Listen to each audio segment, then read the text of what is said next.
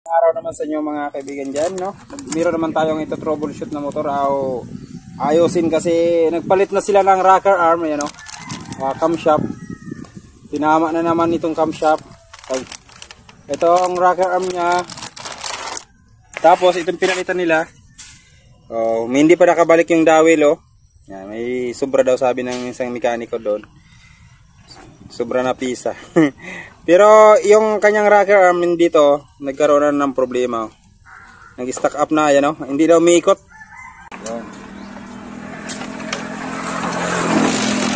Ayan. Ayan, oh. Kakaibang ingay niya mga kaibigan.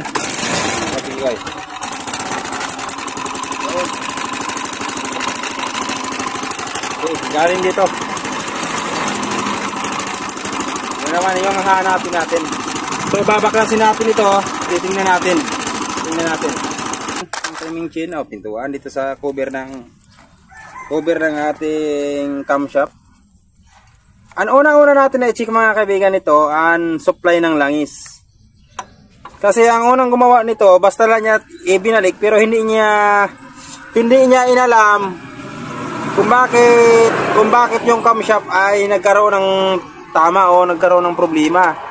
So sa ganitong sitwasyon, wag nyong papalitan nyo pero i-check nyo yung yung naging cause ng tama ng ating camshaft.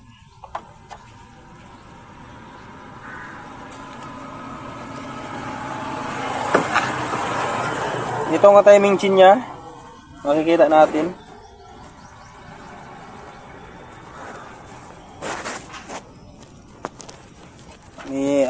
Mahigpit naman yung timing chain natin. Pero paandarin natin. Paandarin natin at titingnan natin yung ng ating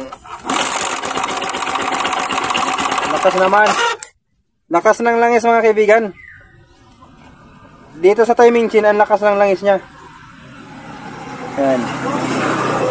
Pero dito sa rocker arm, titingnan natin.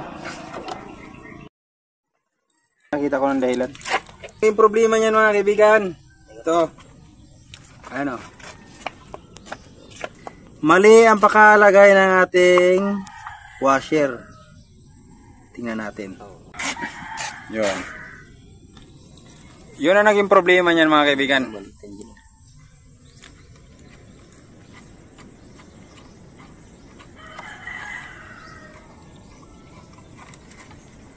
Yan. Kaya ayan to. Hello? Haluag lang. Haluag lang yan. Ito, wag nyo itong babaliktarin. Yung pinaka-iingatan sa badya. Tingnan nyo, ito yung niya, ito yung kanyang dapat ito na dapat ito nasa ganyan siya, nasa yote yan ay. Camera M.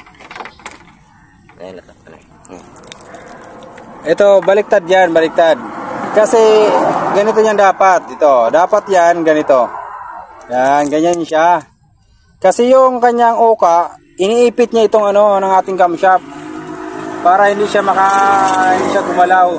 Ikaw natagal-tagalan pa ito, ay malamang mabubungi na yung ng ating camshaft. Ito, mabubungi na ito. Kasi yung sprocket natin, yung ating cam gear, mayroon parang dila yan na nakalagay dito, dito. Yan.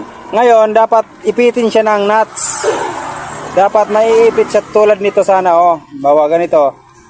Ganyan sana yan, naiipit. Tingnan nyo yung camshaft niya kay baon na baon doon sa lungga, doon sa kanyang uka. Para hindi siya gumalaw. Ang nangyari, ganyan ang sitwasyon niya. Kaya nabaliktad yan, malam.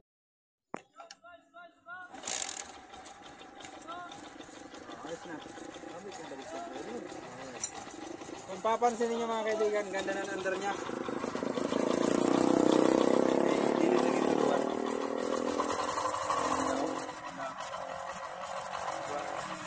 Yan mga kaibigan, ang andar niya ay balik na sa dati. Pinili ko yung dati. Yun, papansin nyo, balik na sa dati ang andar.